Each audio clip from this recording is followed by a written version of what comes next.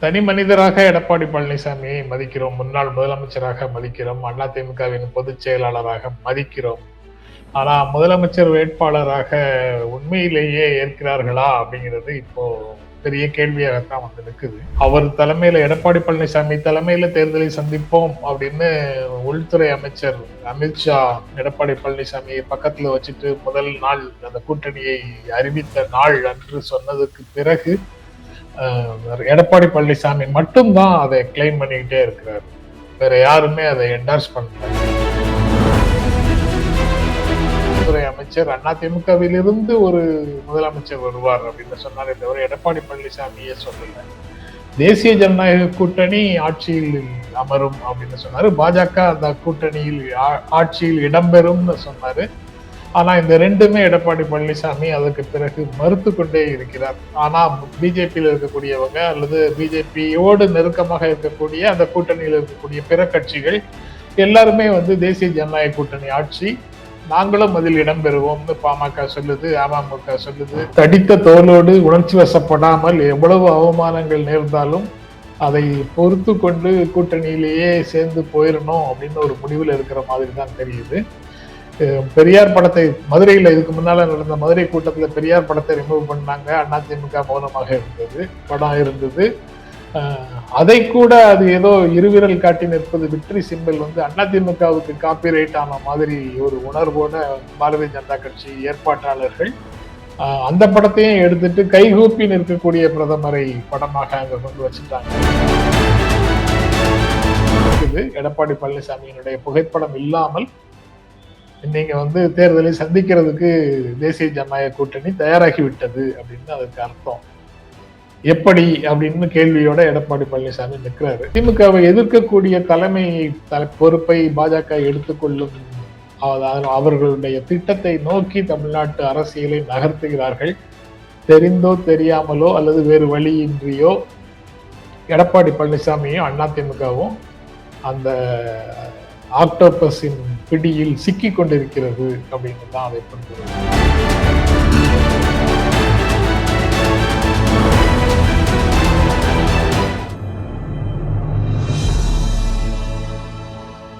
EWS நேயர்களுக்கு வணக்கம். இன்றைய சிறப்பு நேர்காணலில் நம்மோடு இருந்திருப்பவர் மூத்த பத்திரிகையாளர் திரு ஜென்ராம் சார்.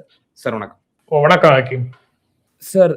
நேற்றைய தினம் பிரதமர் அவர்கள் இந்த மாதத்தின் 3வது முறையாக தமிழகம் வருகை புரிந்திருந்தார்.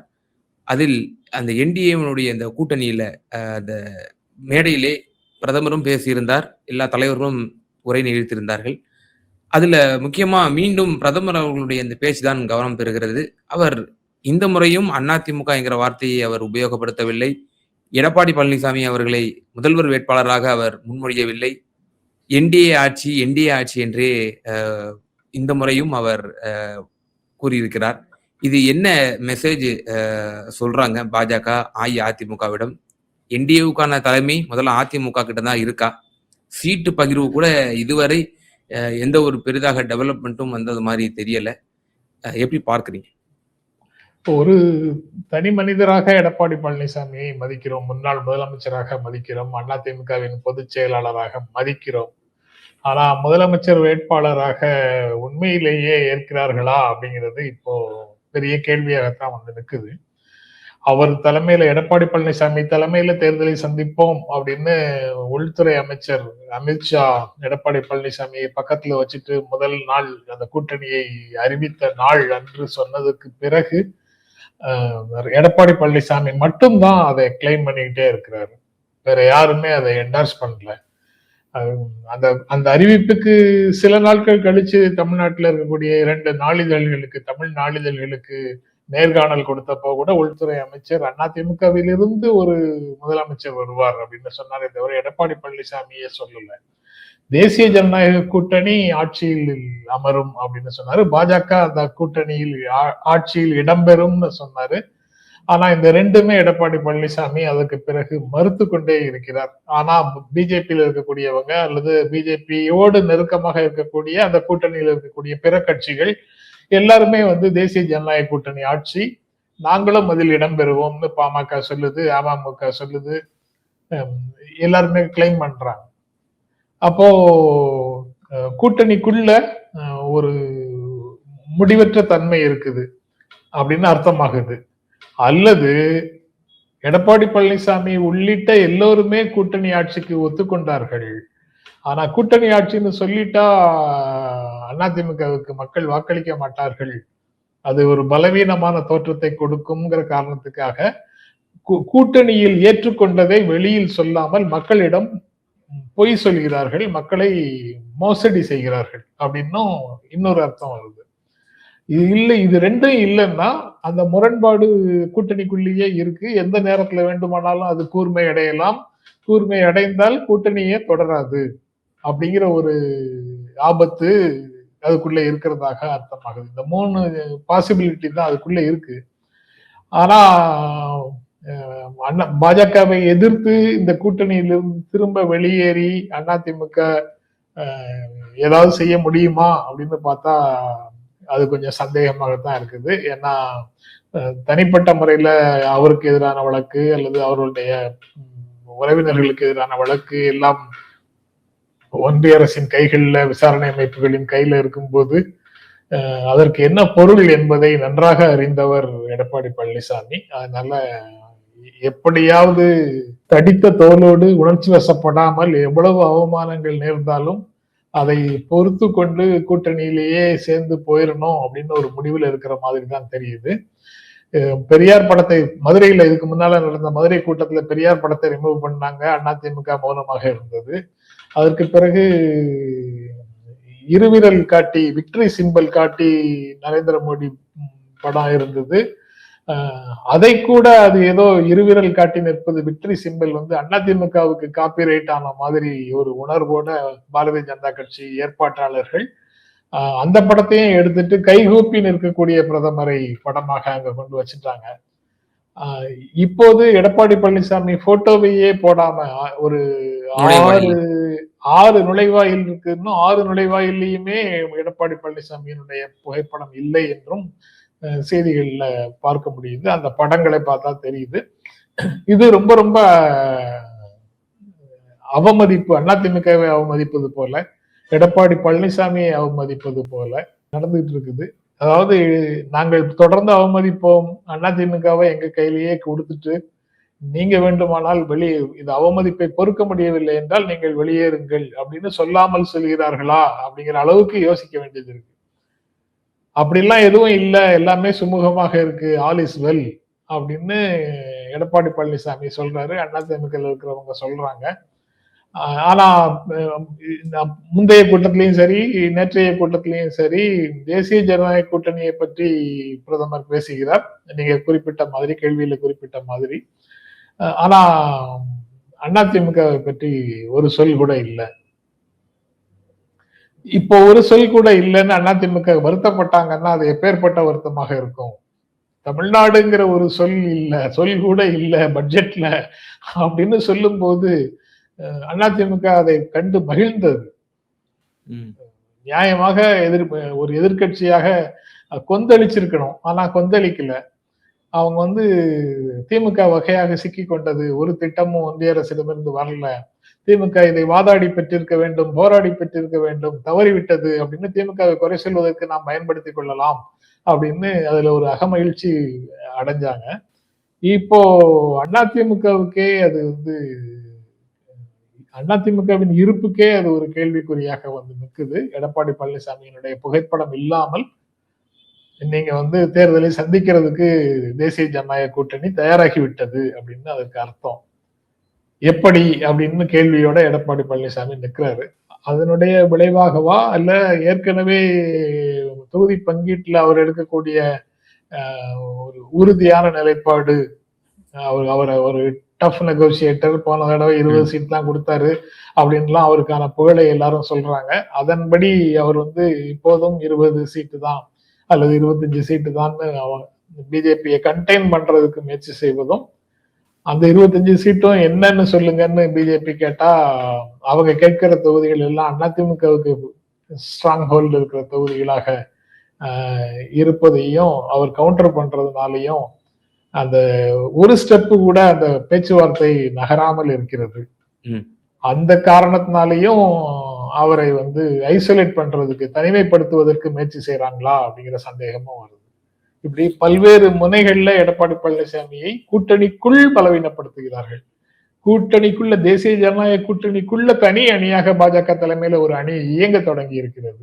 இப்படி அனைத்து விதங்கள்லயும் எடப்பாடி பழனிசாமி பலவீனமான ஒரு பொசிஷன்ல அந்த கூட்டணிக்குள்ள இருக்கிறாரு அப்படின்னு தான் நான் நினைக்கிறேன். சோ அப்ப இந்த சினாரியோஸ் எல்லாம் நம்ம ஒப்பிட்டு பார்க்கும் பொழுது பாஜகவினுடைய கரம் என்டிஏவிலே வந்து ஓங்கி இருக்கிறது. திரு இபிஎஸ் அதில் அவருடைய கரம் சற்று தாழ்ந்து இருக்கிறது என்றுதான் நம்ம புரிஞ்சுக்க வேண்டியது இருக்கா சார்? இல்ல அப்படித்தான் புரிந்து கொள்ள வேண்டியது இருக்கு. ஆனா ஆக்சுவலா அந்த பாஜகவும் மீதி இருக்கக்கூடிய எல்லா கட்சிகளும் சேர்ந்து பெறக்கூடிய வாக்கு விகிதத்தை விட அதிமுக அதிகமாக வாக்குகளை பெறும். ஆனா அந்த அந்த கூட்டணிக்குள்ள இருக்கும்போது அதிமுகவை பலவீனமான நிலைக்கு தள்ளுறாங்க, அவங்க சேர்ந்து அழுத்துறாங்க. அது இவரால அதை எதிர்த்து பேச முடியாத ஒரு நிலையில இருக்கிறாரு. அவரே பலவீனமான நிலைக்கு அவரை ஏற்றுக்கொள்ளும் நிலையில இருக்கிறார். அதனால அதுதான் அதுல சோகமான விஷயம். அதிமுக தொண்டர்கள் இதை பார்த்துக்கிட்டே இருக்கிறாங்க. அவங்களுக்கு ஏற்கனவே அதுல கொஞ்சம் பேர் வந்து படிப்படியாக பாஜக கொள்கைகளுக்கு தங்களை ஒப்பு கொடுத்தவர்களாக இருக்கிறார்கள். அவங்க பிஜேபி பக்கம் நகர்த்து போறதுல அவங்களுக்கு ஒரு சிக்கலும் இருக்காது.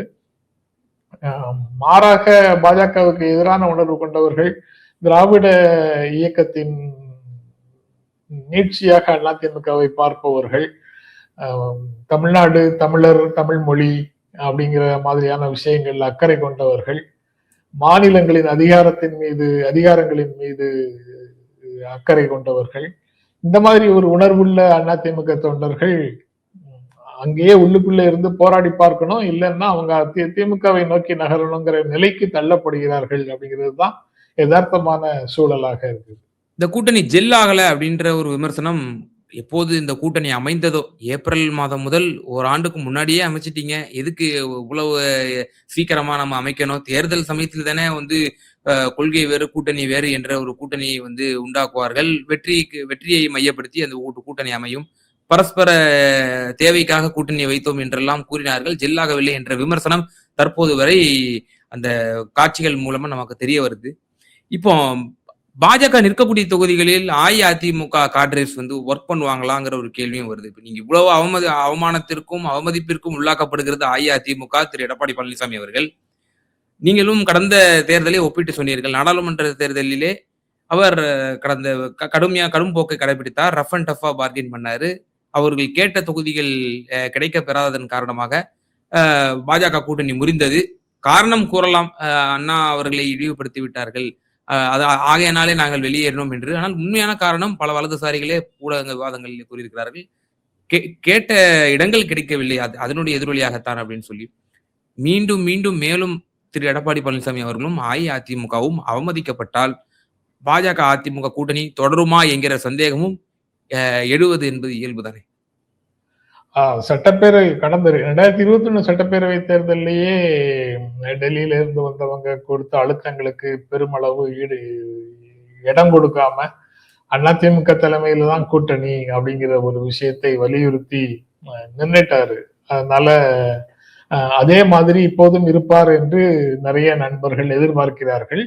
ஆனா இன்று அந்த மாதிரி இருக்க முடியுமாங்கிறது ஒரு கேள்வியாக இருக்குது. அவங்களுக்கு வேறு மாற்று இருக்கா அப்படிங்கிற கேள்வியும் ஒரு பிரச்சனையாக வருது.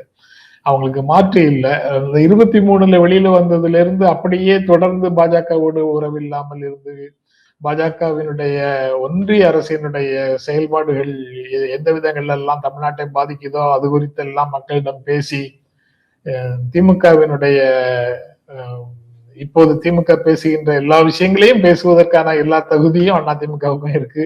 ஆனா அந்த மாதிரி ஒரு வார்த்தை கூட பேசாம மாறாக திமுகவுக்கு எதிராக பாஜகவோடு சேர்ந்து பாஜகவின் குரலாக இங்கு எதிரொலிக்க தொடங்கிய ஒரு சூழலைத்தான் பாக்குறோம். 23ல தனியா போனாலும் 24 தேர்தலுக்கு தனியா போனாலும் திரும்ப இப்போது வந்து ஒரு கட்டாயத்தின் பேர்ல ஒரு கூட்டணிக்குள்ள போயிட்டு பாஜகவின் குரலாக மாறி நிற்கிறத பார்க்க முடியுது. பல்வேறு விஷயங்கள் திருப்பரங்குன்றத்துல ஒரு முருகன் மாநாடு நடத்தினாங்க. அந்த மாநாட்டில ஒரு காணொளியில காணொளியில பெரியார் அண்ணா இழிவுபடுத்தப்படும் விதமாக வசனங்கள் இருந்தன. அதை முன்னாள் அதிமுக அமைச்சர்கள் பார்த்துட்டு இருந்தாங்க. கடைசியில உள்ளுக்குள்ளே எதிர்ப்பு தெரிவிக்காம இருந்தார்கள். பின்னாலதான் அது பிளேர் அப் ஆனதுக்கு அப்புறம் தான், பெரிய பிரச்சனையாக உருவெடுத்ததுக்கு அப்புறம் தான் அவங்க அதுக்கு எதிர்ப்பு தெரிவிச்சு கண்டன அறிக்கையை கொடுக்கறாங்க. அதுக்கு போக கண்டன அறிக்கைங்கிறதே பெரும்பாலும் இல்லாம போய் தீர்மானங்கள் கூட திமுக அரசை கண்டிப்பதாகவும் ஒன்றிய அரசை வலியுறுத்துவதாகவுமே தான் அவங்களுடைய தீர்மானங்கள் எல்லாமே இருக்குது. அதனால அவங்க பாஜகவை எதிர்ப்பதுல ஒரு நேர்மையான அணுகுமுறையை கடைபிடிக்கவில்லை. ஸ்ட்ராட்டஜிக்கலா திமுகவிடமிருந்து கூட்டணி கட்சிகளை பிரிப்பதற்காகவும், இஸ்லாமியர்கள் கிறிஸ்தவர்கள் வாக்குகளை திமுகவுக்கு போகின்ற அந்த வாக்குகளை இரண்டாம் தர குடிமக்களாக நம்மை ஆட்படுத்தி விடுவார்களோங்கிற அச்சத்தின் காரணமாக பாஜகவுக்கு எதிரான மனநிலை கொண்டவர்கள் திமுகவுக்கு வாக்களிக்கிறார்கள். அந்த வாக்குகளை திமுகவுக்கு போக விடாமல் அதிமுக பக்கம் திசை திருப்ப முடியுமா என்ற உத்திகளுக்காக அந்த கூட்டணியிலிருந்து விலகி வந்து நிற்பது போல அதிமுக நின்றதோ என்ற எண்ணம் தான் இப்போதும் வருது. அந்த தெரிந்தேதான் அந்த ஒரு மூவ் பண்ணிருக்காங்க அப்படின்னு நினைக்கிறேன். ஏன்னா 2019 மக்களவை தேர்தலில் நேரடி தேர்தலாக, அதாவது மதச்சார்பற்ற முற்போக்கு கூட்டணி எதிர்த்து தேசிய ஜனநாயக கூட்டணி அப்படின்னு இருந்ததுல ஒரு இடம் தான் கிடைச்சது. அது அதிமுகவுக்கு தான் இடம் கிடைச்சது. ஆனா 2014 மும்முனை போட்டியாக இருக்கும்போது பாஜக தலைமையில ஒரு அணி, அதிமுக ஒரு அணி, திமுக ஒரு அணியாக இருக்கும்போது தர்மபுரி, கன்னியாகுமரி 2 தொகுதிகள் கிடைச்சது அவங்களுக்கு. ஆக மும்முனை போட்டியாக போனால் ஒருவேளை நமக்கு சாதகமாக இருக்கலாம். திமுகவுக்கும் வாக்குகள் குறையும், அந்த வாக்குகள் அதிமுகவுக்கும் வரும். அது அவங்களுக்குள்ள பேலன்ஸ் ஆச்சுன்னா பாஜக கான்சென்ட்ரேட்டடா இருக்கக்கூடிய பகுதிகளில் 2-3 தொகுதிகளில் வெற்றி பெற்று விடலாம் அப்படிங்கிற நம்பிக்கையில தான் நின்றுக்கலாம். இது எல்லாமே எல்லாருக்கும் தெரிஞ்சு ஸ்ட்ராட்டஜிக்கலா தான் அதிமுக தனியாக போய் நின்று இருக்க முடியுங்கிறது தான் இப்போது அவங்களுடைய உணர்வுகளை பார்த்தா தெரியுது. அவங்க யாரும் தமிழ்நாட்டுக்கு ஏற்பட்டிருக்கக்கூடிய பாதிப்புகளை இந்த 5 ஆண்டுகள்ல ஒன்றிய அரசு காரணமாக, ஒன்றிய அரசுக்கும் மாநில அரசுக்கும் இடையில என்னென்ன பிரச்சனைகள் எல்லாம் முரண்பாடுகள் கூர்மை அடைந்ததோ அந்த எல்லா பிரச்சனைகள்லயும் சாலிடாக தமிழ்நாட்டுக்கு சார்பாக நிற்க வேண்டியவர்கள் அப்படி நிற்காமல் பாஜக சார்பாக பேசிக் கொண்டிருக்கிறார்கள் அப்படிங்கிறதே அவங்கள மொத்தத்துல தமிழ்நாட்டு மக்களிடத்திலிருந்து அந்நியப்படுத்தி விட்டது. இப்போ அந்த அந்நியப்படுத்தப்பட்ட ஒரு நிலையில தான் பாஜகவோடு சேர்ந்து அந்த வாக்குகள் கொஞ்சம் வந்தா சமாளிக்க முடியும், ஃபேஸ் சேவிங்கா இருக்கும் அப்படின்னு முயற்சி பண்ணி பார்த்தாங்க. இப்போ அங்கேயும் அது கிடைக்கல, அவரை தனிமைப்படுத்துவதற்கு பாக்குறாங்க. இப்படி அழுத்தம் மேல அழுத்தமாக அதிமுகவை அழுத்தி அதை ஓரளவுக்கு சீர்குலைத்து திமுகவை எதிர்க்கக்கூடிய பொறுப்பை பாஜக எடுத்துக்கொள்ளும் அவர்களுடைய திட்டத்தை நோக்கி தமிழ்நாட்டு அரசியலை நகர்த்துகிறார்கள். தெரிந்தோ தெரியாமலோ அல்லது வேறு வழியின்றியோ எடப்பாடி பழனிசாமியும் அதிமுகவும் அந்த ஆக்டோபஸின் பிடியில் சிக்கி கொண்டிருக்கிறது அப்படின்னு தான் அதை புரிந்து கொள்றேன். நிச்சயமா சார். சமகால அரசியல் சூழ்நிலை குறித்து பல கேள்விகளுக்கு ரொம்ப தெளிவா உங்களுடைய கருத்துக்களை எங்க நேயர்களுக்கு பகிர்ந்தீங்க. மிக நன்றி. நன்றி ஹக்கீம்.